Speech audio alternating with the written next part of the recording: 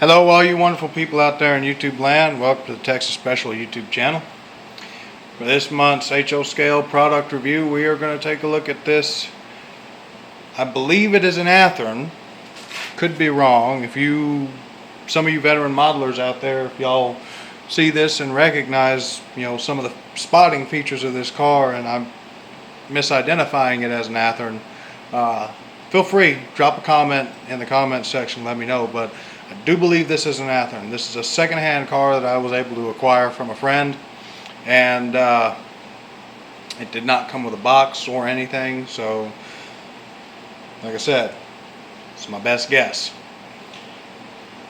This car is an older car. It does feature, however, the 100-ton roller bearing style trucks, which you can see there. It's lettered for the Chicago, Burlington, and Quincy. The car is not painted. It is molded in this red plastic, which is spot on. I know the lighting is throwing it off, but that is the perfect CB&Q red. I can't remember what exactly that specific shade of red is called, but it is spot on. You can see all the lettering is legible. You've even got the reflective tape there along the bottom of the car. The lettering not only is legible, but is very well executed. There is a little bit of kind of a transparency for the Burlington, but the smaller print is very well done. Lots of cast-on detailing, cast-on rivet detail. You got this cast-on grab iron here and here as well. You've got the stirrup steps, and actually fairly decent detailing there on the truck, which I have the B end is almost directly in front of my flashlight. So this is about what you get. This is what you see is what you get for this side of the car. The other side of the car is a perfect match to this, so let's flip this thing over and take a peek at the undercarriage.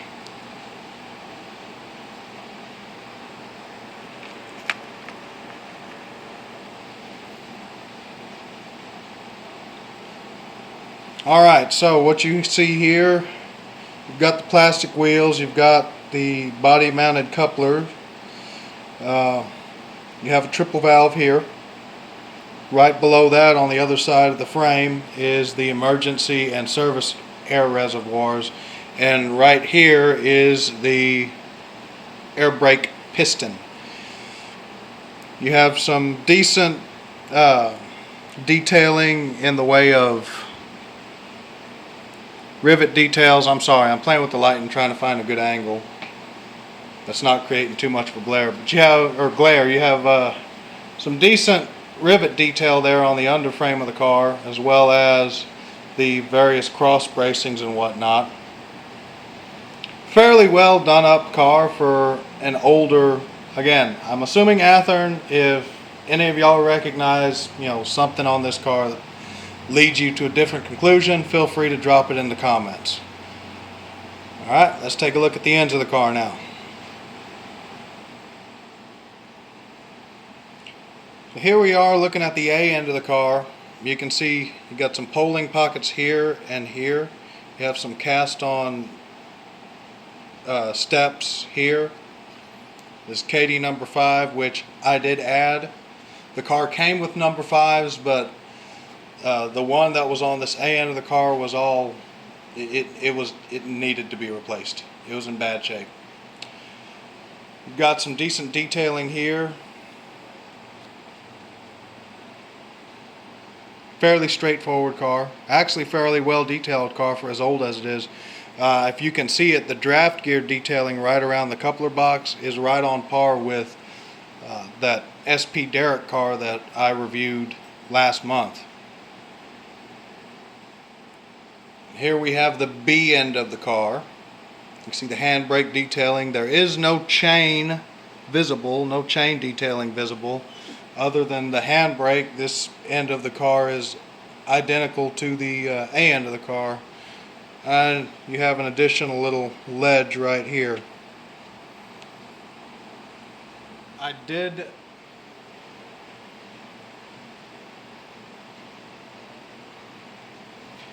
did neglect to mention that this car has plastic wheels, one of which is derailed. I have not yet switched this over to metal wheels. That is coming at some point down the road, but between getting the scenery and detailing and eventually lighting projects going on this Stars Hollow Railroad and trying to get track laid on the South Texas Railroad, metal wheels, when this thing runs just fine on 18-inch curves, plus as well as going through the Bachmann Easy track switches, as it sits, I'm not too terribly worried about getting this thing upgraded. It will come in time, however. So that being said, I've got this thing coupled up to a train, as you can tell. Let's run it around the railroad. I already know how well it's going to do, but for y'all's benefit, y'all can see how well it goes around these 18-inch radius curves.